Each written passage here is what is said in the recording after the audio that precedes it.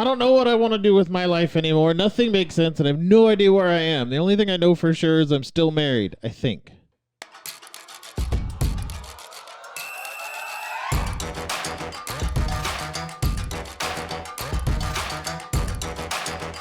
What year is it again? All of that really is my wife. Should I leave?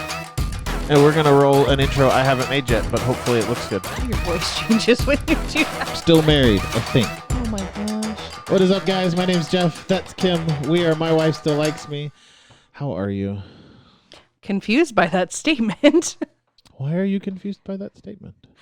It's so weird. Anyways, I'm good. That's good. I'm glad you're good. That's the intro, the random obnoxious thought to start off the show.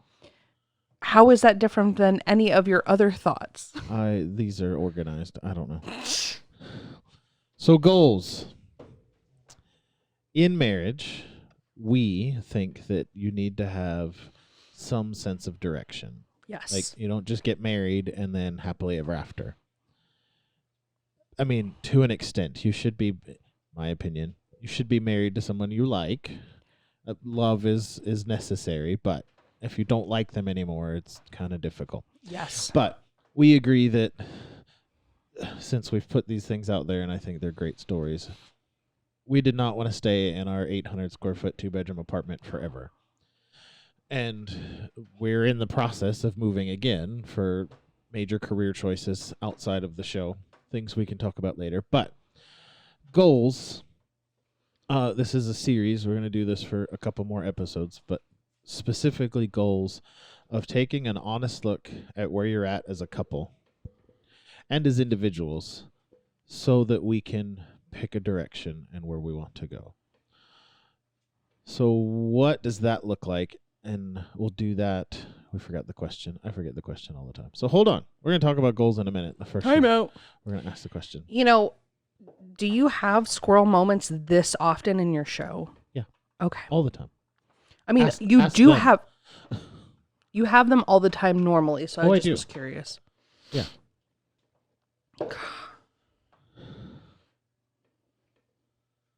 Oh, I answered this question last week.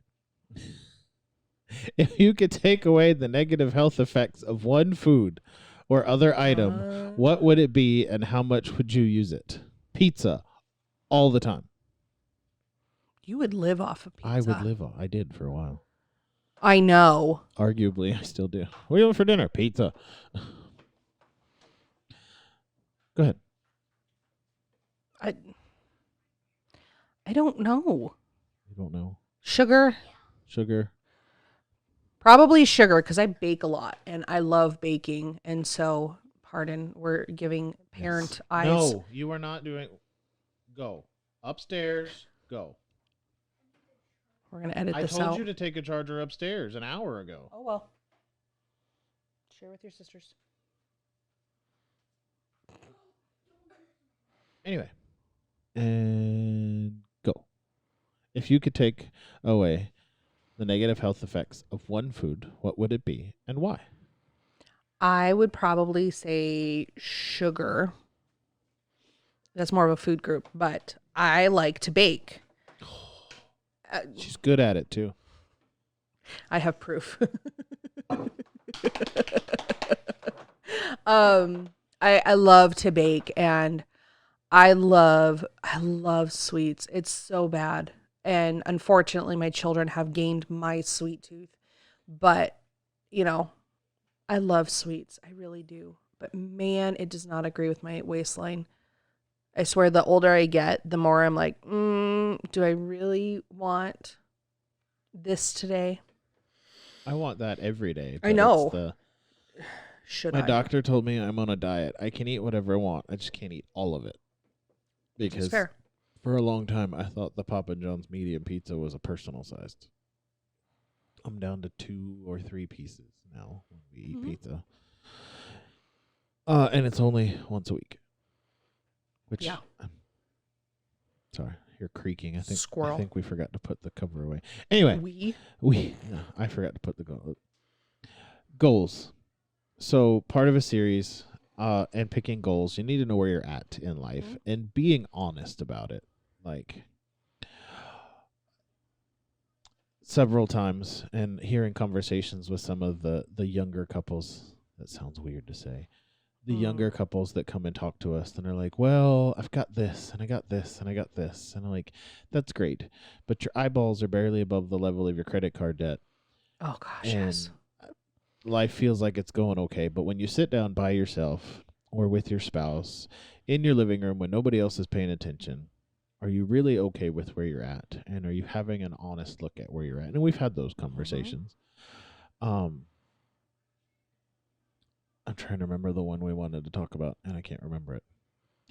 But the first step is where we're at, where you're at, where you guys are at, taking an honest look as a couple and as individuals of where you're at, so that then you can pick a direction to go, because you can't figure out where you're going until you know where you're at. I know that's super cliche, but it's true. Like if your goal in life, to put it on an extreme, is to be a billionaire, your goals and what you do long term is going to be defined, differently if you're a millionaire than if you are, a broke Joe who, is living on the streets. So, if you don't know where you're at, you can't properly set up your steps. Yeah. And so that's the whole, what does that look like for couples today, of sitting down and having an honest look at where they're at. And we'll get into where do you want to be and how do we get there. That's the next couple of shows. But this one is, what are honest things we can do as couples to truly evaluate where we're at? Mm-hmm. Where do you go? I'm thinking. Okay. I think realistically, there's a lot that goes into knowing where you're at. And I think a lot of it is being honest with yourself and your significant other. So one of our biggest struggles when we first got married is, you're a spender. Mm-hmm. I am a saver for the most part. Now, don't get me wrong. I love to go shopping. So, it's still a thing. I think everybody likes to go shopping. It's the whether or not you plan for it. That's different. Yeah. And so when we first got married, I should say right before we got married, you had a disposable income. And so you could spend everything and it was fine. And you had a lot of different options should anything happen. And I just always grew up with that mentality, like if you don't have it, don't spend it, and always save for a rainy day. So I always had a checking and a savings account. I don't think you had a savings account when we first got married. But it's those two different mentalities really got us into a lot of trouble and a lot of miscommunications when we first got married. Because, oops, the tire blew out, or oops, something happened, or the electric bill was higher than we thought it would be, or whatever. Right? Fill in the blank. I still struggle with that. Like, we live in Arizona. Our power bill in January was $81. Mm-hmm. Our power bill in August is $481. With solar. Yeah. And there are plenty of things, like full disclosure. We chose not to do the leveling where you pay the same amount every month. But we end up, people who do that don't end up paying more. From what I've seen, but whatever. Different discussion. Something important I think I want to point out that popped into my head while we're doing this is, part of taking that honest look is there can't be blame. Yes. Like, okay, we're broke, the car payment's a month behind, and we want to be gajillionaires. Yes. But you can't put, yes, there are habits and things that need to be changed. Identifying those habits is fine. But blaming the other person, like being grumpy about where you're at, like it is what it is. You can't do anything about it. Arguing about it doesn't help you fix the problem. Yeah. Because it's not you versus your spouse. It's you two versus the problem. Uh-oh. Whatever. Photoshop that in later. Yeah, it happens. Yeah, and I'm glad you brought that up, because I think that was probably, while we were going through those hard times, that was one of our successes, is we never blamed each other. And I remember looking at you a couple of times when we were having these hard financial talks, like we have no money. and having to lay out our budget each week. And I did the grocery shopping. I'm really good at grocery shopping. Um, I hate grocery shopping. I know you do, but like I shopped sales and I did a lot of things on purpose. I also cooked. So like I did our meal planning and stuff like that, but we had $50. We didn't have $50.10. Like we had $50. Remember when we could go to the grocery store for $50? Right? I can't go to the gas station for $50. Mm, Whole different conversation. right. Anyway, yeah, that's But at the same time, like there was a couple moments because you used to do the budget when we first got married, is you held your breath and I could see it in your face. Like you were ashamed to admit that we just didn't have money. And I know for you, you carried a lot of that burden of I'm the man, I should be the breadwinner and blah, blah, blah. I'm so glad you got over that. Please don't spit on things.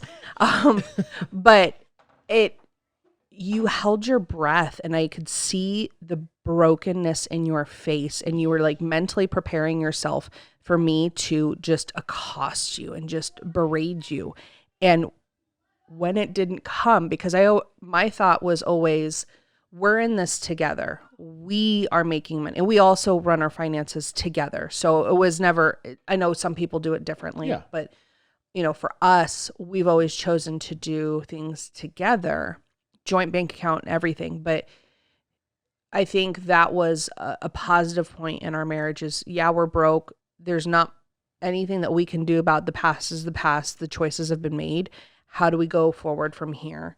And so we started being a lot more purposeful about our budget. And that's also where like I did the grocery shopping because, I shopped the sales and I looked for things and I made sure we ate vegetables. I don't care who makes it, and we're just getting it because I want it.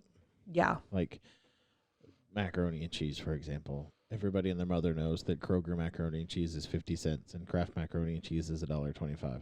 I don't care. I'm getting Kraft macaroni and cheese. Yep. And I got off brand because we needed to make it in our budget and I wanted to eat 7 days a week. And pizza. Yeah. Well, and that's when that was one where some of our date ideas came from is we would, give up and sacrifice a few things. Like instead of getting the Kraft macaroni and cheese, we would get the Kroger brand and save 50 cents times however many boxes. And we'd end up having a little bit of breathing room in our budget for those special dates where we got pizza. Oh man, Doughboys. Oh. Yeah, Doughboys pizza. Where was the other place? Cal's. Cal's. Yeah. Man, their dough, they had these like cinnamon sugar dough things that were and just they also amazing. do sliced mozzarella, so the cheese was... Anyway, we could spend the rest of the show talking about Cal's pizza. Anyway, the point of goal setting is you have to know where you're at. Yes. I mean, honestly know where you're at. I mean, for most of us, we know what's in our bank account, so we know, and like we spend a lot of time on money, but it's all things like parenting style. Yes. Like if, I've been going through this, like, I want to be a better parent. So, like, our assessment of where we are now is that I can be better, and here's what's not working, and things like that. Like, talking through those things. Like, you guys tell me you can't hear it, but our children are rattling the house right now because one of them's computer charger died. Whatever. Anyway, but not just money. Like, all things. Like, maybe you need a better car for work, so you need to know, okay, yeah, the car is, we share both of our cars because in our house, like, one car is for when we all go somewhere, and the other one is fuel efficient, so if it's just me by myself or you by yourself or whatever, maybe that's part of the process is our car's not doing good. But I know when we first got married, I had a car and I only drove it, and you had a car and you only drove it, so I never knew there was anything wrong with your car unless you told me. Yeah. So things like that, just thinking out of all of the things, This is where we're at. We're in a 2-bedroom apartment, paying $600 a month. Here's the list of all our finances. Here's work, and like not just couples goals, but individual goals. Like you were a waitress, I was a youth pastor and a transportation manager for a school. You're okay, buddy. Um, Well, and then that's also, as your significant other is you need to be vulnerable. yeah, Um, that's the important part. Is you can't hide it. yeah. Like I don't have some secret savings account. I read this story today. I don't have some secret savings account with $1 million in it that would totally fix all of our problems. Um, Yeah, I don't know how I feel about that. But how you feel about? that bothers me. No, I'm I know saying I you don't. don't. I know But you but that's don't. what I'm saying. Being vulnerable and being honest. Don't hide $1 million savings account from your spouse. Yeah. Well, but and I think that also goes back to, you know, I have many years of children experience and you don't. No. And so sometimes, when the children are being extra, current situation behind the camera right now, um, is you handle and approach things differently. And they just, children have a way of bringing out the worst in you. And it's almost like you go from Oh Mary Poppins to yeah. Batman all of a sudden. And, um, but Now I want to hear Mary Batman sing Mary Poppins songs. no, it's usually, okay, children, get your shoes on the first one or two times. And then, children, get your shoes on. So, this is our everyday, my friends. But yeah, we, you have to be vulnerable with your significant other because realistically, like everybody calls their person something different. You're my lobster, you're my husband, you're my significant other. I love the phrase life partner, because realistically, you're my partner in life, Mm-hmm. and if you're working on something and trying to be a better human, I need to support you in that. And there's sometimes where you're going to have to lovingly remind them that it is not okay to, not that he does this, but be your children. We really don't beat our children. Sometimes I want to, but we don't. Right. But like sometimes that switch inside your head just flips back to those old bad habits. And so Oh yeah. being honest with your significant other, like, this is my tendency. And so like my tendency when I'm upset is to retreat into myself. And I had to have a very honest moment with him when we first got married. I was going, just moved across the country away from my support system. I had no friends, no family, and I just had him. And then we also, my grandmother had just passed, or my grandma had just passed away.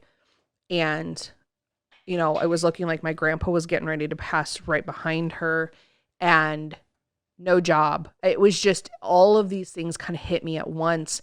And he thought I was mad at him. And I was like, I can't talk now. And so I clean. It's a weird thing, but Yeah, she does. I Like clean. I have walked into our house and she's cleaning, and I just okay, come talk to me when you're ready, and I get out of the way because I'm not stopping her. There's a blue bucket. So when he sees the blue bucket, it's like it's that I'm not red cleaning flag. baseboards. I'm leaving. Yep. So he just walks away. But that I had to talk to him about where I was at because he thought that he had done something wrong. And I felt so bad for you afterwards once I, came out of myself. But I had to tell him, like, I literally inwardly retreat when I'm that far over. It's almost like I'm so overwhelmed that like anything else is I'm gonna break. And so it's a self-preservation mechanism that I do. And now he understands that. And I'm able to come out of it faster because he gives me the space that I need. And now I understand a lot more about myself, and it's a lot to do with my own anxiety. So, like, full disclosure, I struggle with this. It's fairly mild compared to some of my friends who just have it way worse than I do, but it still sucks.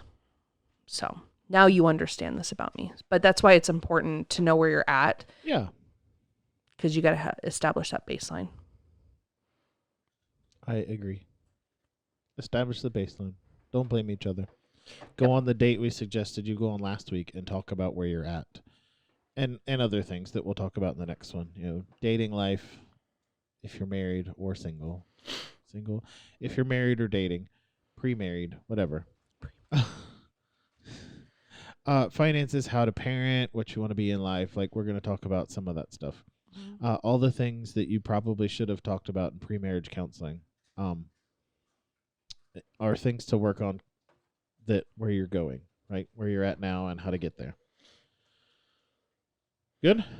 I'm good. All right. As always, friends, we are not mental health professionals. If something that we talked about has sparked something that you think you need professional help on, whether it's mental help, financial help, parenting, whatever, go seek professional help. It's socials, okay to not be okay. Mental health is okay. It's okay to not be okay. That's funny. It's I like true. that one. It is true. There's nothing wrong with therapy. Go get some if you need it. We are not it.